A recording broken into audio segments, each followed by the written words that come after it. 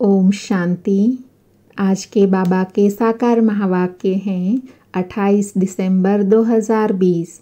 आज बाबा ने ज्ञान तलवार को जौहरदार बनाने की विधि बताते हुए कहा, मीठे बच्चे, चैरिटी बिगिंस एट होम, अर्थात पहले खुद आत्म अभिमानी बनने की मेहनत करो, फिर दूसरों को कहो आत्मा समझकर आत्मा को ज्ञान दो, तो ज्ञान तलवार में जौहर आ जाएगा। आज मुरली में प्रश्न है, संगम युग पर किन दो बातों की मेहनत करने से सतयुगी तखत के मालिक बन जाएंगे? तो बाबा ने उत्तर दिया, उसमें दो बातें बताई। पहला, दुख सुख निंदा स्तुति में समान स्थिति रहे, यह मेहनत करो। कोई भी कुछ उल्टा सुल्टा बोले, क्रोध करे तो तुम चुप हो जाओ, कभी भी मुख की ताली नहीं बजाओ। दूसरा है, आँखों को सिविल बनाओ, क्रिमिनल आई बिल्कुल समाप्त हो जाए। हम आत्मा भाई भाई हैं, आत्मा समझकर ज्ञान दो, आत्म अभिमानी बनने की मेहनत करो, तो सतयुगी तखत के मालिक बन जाएंगे। संपूर्ण पवित्र बनने वाले ही गद्दी नशीन बनते हैं। ओम शांति। रूहानी बाप रूहानी बच्चों से बात करते हैं। तुम आत्माओं को यह तीसरा नेत्र मिला है, जिसको ज्ञान का नेत्र भी कहा जाता है। उनसे तुम देखते हो अपने आत्मा भाइयों को, तो यह बुद्धि से समझते हो ना कि जब हम भाई भाई को देखेंगे अर्थात आत्मा को देखेंगे तो कर्म इंद्रियां चंचल नहीं होंगी, और ऐसे करते करते आंखें जो क्रिमिनल हैं वह सिविल हो जाएंगी। बाप कहते हैं, विश्व का मालिक बनने के लिए मेहनत तो करनी पड़ेगी ना, तो अभी यह मेहनत करो। मेहनत करने के लिए बाबा नई नई गुह्य पॉइंट सुनाते हैं ना, तो अपने को भाई भाई समझकर ज्ञान देने की आदत डालनी है। फिर यह जो गाया जाता है कि वी आर ऑल ब्रदर्स, अर्थात हम सब आत्माएं भाई हैं, यह प्रैक्टिकल हो जाएगा। अभी तुम सच्चे सच्चे ब्रदर्स हो, क्योंकि बाप को जानते हो। बाप तुम बच्चों के साथ सर्विस कर रहे हैं। हिम्मते बच्चे मददे बाप, तो बाप आकर के यह हिम्मत देते हैं सर्विस करने की, तो यह सहज हुआ ना। तो रोज यह प्रैक्टिस करनी पड़ेगी, सुस्त नहीं होना चाहिए। यह नई नई पॉइंट्स बच्चों को मिलती रहती हैं। बच्चे जानते हैं कि हम भाइयों को अर्थात आत्माओं को बाबा पढ़ा रहे हैं, आत्माएं पढ़ती हैं। यह रूहानी नॉलेज है, इसे स्पिरिचुअल नॉलेज कहा जाता है। सिर्फ इस समय रूहानी नॉलेज रूहानी बाप से मिलती है, क्योंकि बाप आते ही हैं संगम युग पर, जबकि सृष्टि बदलती है। यह रूहानी नॉलेज मिलती भी तब है जब सृष्टि बदलने वाली है। बाप आकर यही तो रूहानी नॉलेज देते हैं कि अपने को आत्मा समझो। आत्मा अशरीरी आई थी, यहाँ फिर शरीर धारण करती है। शुरू से अब तक आत्मा ने 84 जन्म लिए हैं, परंतु नंबरवार जो जैसे आए होंगे वह वैसे ही ज्ञान योग की मेहनत करेंगे। फिर देखने में भी आता है कि जैसे जिसने कल्प पहले जो पुरुषार्थ किया, मेहनत किया, वह अभी भी ऐसे ही मेहनत करते रहते हैं। अपने लिए मेहनत करनी है, दूसरे कोई के लिए तो नहीं करनी होती है। तो अपने को ही आत्मा समझ करके अपने साथ मेहनत करनी है। दूसरा क्या करता है उसमें हमारा क्या जाता है। चैरिटी बिगिंस एट होम माना पहले पहले खुद मेहनत करनी है, पीछे दूसरों को अर्थात आत्मा भाइयों को कहना है। जब तुम अपने को आत्मा समझ करके आत्मा को ज्ञान देंगे तो तुम्हारे ज्ञान तलवार में जोहर भरेगा। मेहनत तो है ना, तो जरूर कुछ न कुछ सहन करना पड़ता है। इस समय दुख सुख निंदा स्तुति मान अपमान यह सब थोड़ा बहुत सहन करना पड़ता है। तो जब भी कोई उल्टा सुल्टा बोलता है तो कहते हैं चुप। जब कोई चुप कर देते हैं तो पीछे कोई गुस्सा क्या करेगा। जब कोई बात करते हैं और दूसरा भी बात करते हैं तो मुख की ताली बजती है। अगर एक ने मुख की ताली बजाई अर्थात मुख से कुछ उल्टा सुल्टा बोला और दूसरे ने शांत किया तो चुप अर्थात वो भी चुप हो जाएगा। बस यह बाप सिखलाते हैं। कभी भी देखो कोई क्रोध में आता है तो चुप हो जाओ, आपे ही उसका क्रोध शांत हो जाएगा। दूसरी ताली बजेंगी ही नहीं। अगर ताली से ताली बजी तो फिर गड़बड़ हो जाती है। इसलिए बाप कहते हैं बच्चे कभी भी इन बातों की ताली नहीं बजाओ, न विकार की, न काम की, न क्रोध की। बच्चों को हर एक का कल्याण करना ही है। इतने जो सेंटर्स बने हुए हैं किस लिए? कल्प पहले भी तो ऐसे सेंटर्स निकले होंगे। देवों का देव बाप देखते रहते हैं कि बहुत बच्चों को यह नशा रहता है कि बाबा सेंटर्स खोलूं। हम सेंटर्स खोलते हैं, हम खर्चा उठाएंगे तो दिन प्रतिदिन ऐसे होते जाएंगे। इसलिए जितना विनाश के दिन नजदीक होते जाएंगे उतना फिर इस तरफ भी सर्विस का शौक बढ़ता जाएगा। अभी बाप दादा दोनों इकट्ठे हैं तो हर एक को देखते हैं कि क्या पुरुषार्थ करते हैं, क्या पद पाएंगे, किसका पुरुषार्थ उत्तम, किसका मध्यम, किसका कनिष्ठ है। वह तो देख रहे हैं। टीचर भी स्कूल में देखते हैं कि स्टूडेंट किस सब्जेक्ट में ऊपर नीचे होते हैं। तो यहाँ भी ऐसे ही हैं। कोई बच्चे अच्छी तरह से अटेंशन देते हैं तो अपने को ऊंचा समझते हैं। कोई समय फिर भूल करते हैं, याद में नहीं रहते हैं तो अपने को कम समझते हैं। यह स्कूल है ना। बच्चे कहते हैं बाबा हम कभी कभी बहुत खुशी में रहते हैं, कभी कभी खुशी कम हो जाती है। तो बाबा अभी समझाते रहते हैं कि अगर खुशी में रहना चाहते हो तो मन मना भाव अपने को आत्मा समझो और बाप को भी याद करो। सामने परमात्मा को देखो तो वो अकाल तख्त पर बैठा हुआ है। अर्थात बाबा इमर्ज कराते हुए बोल रहे हैं कि सभी के मस्तक में आत्मा भाई को अकाल तख्त पर देखो। ऐसे भाइयों की तरफ भी देखो। अपने को आत्मा समझ करके फिर भाइयों से बात करो। आत्मा भाई को हम ज्ञान देते हैं, बहन नहीं, भाई भाई।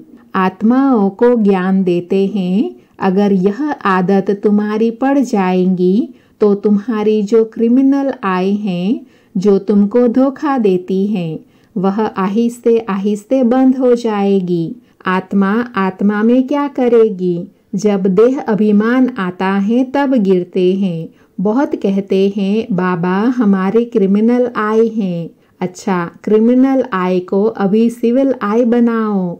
बाप ने आत्मा को दिया ही है तीसरा नेत्र ज्ञान का। ज्ञान के तीसरे नेत्र से देखेंगे फिर तुम्हारी देह को देखने की आदत मिट जाएगी। बाबा बच्चों को डायरेक्शन तो देते रहते हैं। इनको अर्थात ब्रह्मा बाबा को भी ऐसे कहते हैं। यह बाबा ब्रह्मा बाबा भी देह में आत्मा को देखेंगे। अर्थात आत्म अभिमानी बनने का पुरुषार्थ ब्रह्मा बाबा भी कर रहे हैं। तो इनको भी कहा जाता है रूहानी नॉलेज। देखो पद कितना ऊंचा पाते हो, जबरदस्त पद हैं। तो पुरुषार्थ भी ऐसा करना चाहिए। बाबा भी समझाते हैं कल्प पहले मुआफिक सबका पुरुषार्थ चलेगा। कोई राजा रानी बनेंगे, कोई प्रजा में चले जाएंगे। तो यहाँ जब बैठकर निष्ठा अर्थात योग भी करवाते हो तो अपने को आत्मा समझ करके दूसरे की भ्रकुटी में आत्मा को देखते रहेंगे तो फिर उनकी सर्विस अच्छी होगी। जो देही अभिमानी होकर बैठते हैं वो आत्मा को ही देखते हैं। इसकी खूब प्रैक्टिस करो। अरे ऊंच पद पाना है तो कुछ तो मेहनत करेंगे ना। तो अभी आत्माओं के लिए यही मेहनत है। यह रूहानी नॉलेज एक ही दफा अर्थात एक ही बार मिलती है और कभी भी नहीं मिलेंगी सिवाय संगम युग। न कलयुग में न सतयुग में, सिर्फ संगम में, सो भी ब्राह्मणों को। यह पक्का याद कर लो। जब ब्राह्मण बनेंगे तब देवता बनेंगे। ब्राह्मण नहीं बने तो फिर देवता कैसे बनेंगे। इस संगम युग में ही यह मेहनत करते हैं और कोई समय में यह नहीं करेंगे कि अपने को आत्मा समझ, दूसरे को भी आत्मा समझ, उनको ज्ञान दो। बाप जो समझाते हैं उस पर विचार सागर मंथन करो, जज करो कि क्या यह ठीक है, हमारे फायदे की बात है। हमको आदत पड़ जाएगी कि बाप की जो शिक्षा है सो भाइयों को देना है, फीमेल को भी देना है तो मेल को भी देना है। देना तो आत्माओं को ही है। आत्मा ही मेल फीमेल बनी है, भाई बहन बनी है। बाप कहते हैं मैं तुम बच्चों को ज्ञान देता हूँ।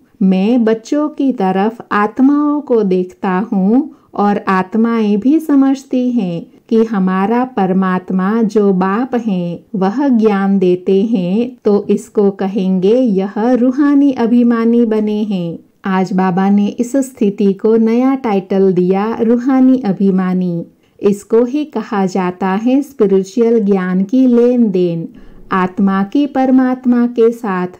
तो यह बाप शिक्षा देते हैं कि जब भी कोई विजिटर आदि आते हैं तो भी अपने को आत्मा समझ, आत्मा को बाप का परिचय देना है। आत्मा में ज्ञान है, शरीर में नहीं है, तो उनको भी आत्मा समझ करके ही ज्ञान देना है। इससे उनको भी अच्छा लगेगा, जैसे कि यह जौहर है तुम्हारे मुख में, अर्थात अपने को आत्मा समझकर दूसरे को आत्मा समझ ज्ञान देंगे तो वह हुआ मुख का जौहर। इस ज्ञान की तलवार में जौहर भर जाएगा, क्योंकि देही अभिमानी होते हो ना, तो यह भी प्रैक्टिस करके देखो। बाबा कहते हैं जज करो, यह ठीक है, और कोई के लिए भी यह कोई नई बात नहीं है, क्योंकि बाप समझाते ही सहज करके हैं। चक्र लगाया, अब नाटक पूरा होता है। अभी बाप की याद में रहते हैं। तमो प्रधान से सतो प्रधान बन, सतो प्रधान दुनिया का मालिक बनते हैं। फिर ऐसे ही सीढ़ी नीचे उतरते हैं। देखो कितना सहज बताते हैं। हर 5000 वर्ष के बाद मेरे को आना होता है। ड्रामा के प्लान अनुसार मैं बंधाईमान हूँ। आकर के बच्चों को बहुत सहज याद की यात्रा सिखलाता हूँ। बाप की याद में अंत मते 100 गति हो जाएगी। यह इस समय के लिए ही गायन है, यह अंतकाल है। अभी इस समय बाप बैठ करके युक्ति बतलाते हैं कि माम एकम याद करो तो सदगति हो जाएंगी। बच्चे भी समझते हैं कि पढ़ाई से यह बनूंगा, फलाना बनूंगा। इसमें भी यही है कि मैं जाकर के नई दुनिया में देवी देवता बनूंगा, कोई नई बात नहीं है। बाप तो घड़ी घड़ी कहते हैं नथिंग न्यू। यह तो सीढ़ी उतरनी है, जिन्न की कहानी है ना, उसको सीढ़ी उतरने और चढ़ने का काम दिया गया। यह नाटक ही है, चढ़ना और उतरना। याद की यात्रा से बहुत मजबूत हो जाएंगे। इसलिए भिन्न भिन्न प्रकार से बाप बच्चों को बैठ सिखलाते हैं कि बच्चे अभी देही अभिमानी बनो, अभी सबको वापस जाना है। तुम आत्मा पूरे 84 जन्म लेकर तमो प्रधान बन गई हो। भारतवासी ही सतो रजो तमो बनते हैं। दूसरी कोई नेशनैलिटी को नहीं कहेंगे कि पूरे 84 जन्म लिए, अर्थात दूसरे कोई देश व धर्म वाले के लिए यह बात नहीं कहेंगे। बाप ने आकर के बताया है, नाटक में हर एक का पार्ट अपना अपना होता है। आत्मा कितनी छोटी है, साइंसदानों को यह समझ में ही नहीं आएगा कि इतनी छोटी आत्मा में यह अविनाशी पार्ट भरा हुआ है। यह है सबसे वंडरफुल बात। यह छोटी सी आत्मा और पार्ट कितना बजाती है, वह भी अविनाशी। यह ड्रामा भी अविनाशी है और बना बनाया है। ऐसे नहीं कोई कहेंगे कि कब बना, नहीं, यह कुदरत है। यह ज्ञान बड़ा वंडरफुल है। कभी कोई यह ज्ञान बता ही नहीं सकते। ऐसे कोई की ताकत नहीं है जो यह ज्ञान बताए। तो अभी बच्चों को बाप दिन प्रतिदिन समझाते रहते हैं, अभी प्रैक्टिस करो कि हम अपने भाई आत्मा को ज्ञान देते हैं, आप समान बनाने के लिए, बाप से वर्षा लेने के लिए, क्योंकि सब आत्माओं को हक है बाबा से वर्षा लेने का। बाबा आते हैं सभी आत्माओं को अपना अपना शांति व सुख का वर्षा देने। हम जब राजधानी में होंगे अर्थात सतयुग में होंगे तो बाकी सब शांति धाम में होंगे। पीछे जय जयकार होगी, यहाँ सुख ही सुख होगा धरती पर। बाप कहते हैं पावन बनना है। जितना जितना तुम पवित्र बनते हो उतना कशिश होती है। जब तुम बिल्कुल पवित्र हो जाते हो तो गद्दी नशीन हो जाते हो। तो प्रैक्टिस करो। ऐसे मत समझना कि बस यह सुना और कान से निकाला। नहीं, यह प्रैक्टिस बगैर तुम चल नहीं सकेंगे। अपने को आत्मा समझो, वह भी आत्मा भाई भाई को बैठ समझाओ। रूहानी बाप रूहानी बच्चों को समझाते हैं। इसको कहा जाता है स्पिरिचुअल नॉलेज। स्पिरिचुअल फादर देने वाला है। जब चिल्ड्रन पूरा स्पिरिचुअल बन जाते हैं अर्थात रूहानियत वाले बन जाते हैं, एकदम प्योर बन जाते हैं, तो जाकर सतयुगी तखत के मालिक बन जाते हैं। जो प्योर नहीं बनेंगे वो माला में नहीं आएंगे। माला का भी कोई अर्थ तो होगा ना। माला का राज दूसरा कोई भी नहीं जानते।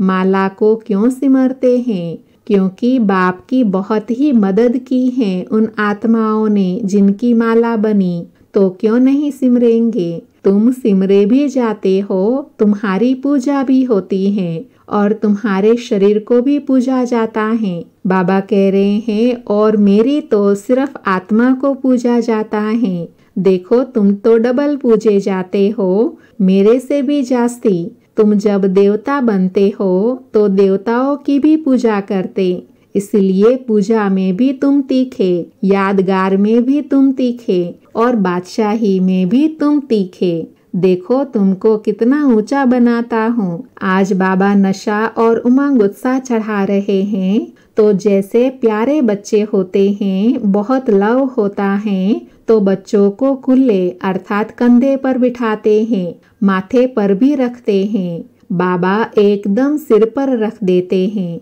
देखो आज बाबा हम बच्चों को कितना प्यार कर रहे हैं। अच्छा, मीठे मीठे सिकिलधे बच्चों प्रति माता पिता बाप दादा का याद प्यार और गुड मॉर्निंग। रूहानी बाप की रूहानी बच्चों को नमस्ते। हम रूहानी बच्चों की रूहानी माता पिता बाप दादा को याद प्यार गुड मॉर्निंग और नमस्ते। आज की सारी मुरली से धारणा के लिए सार हैं।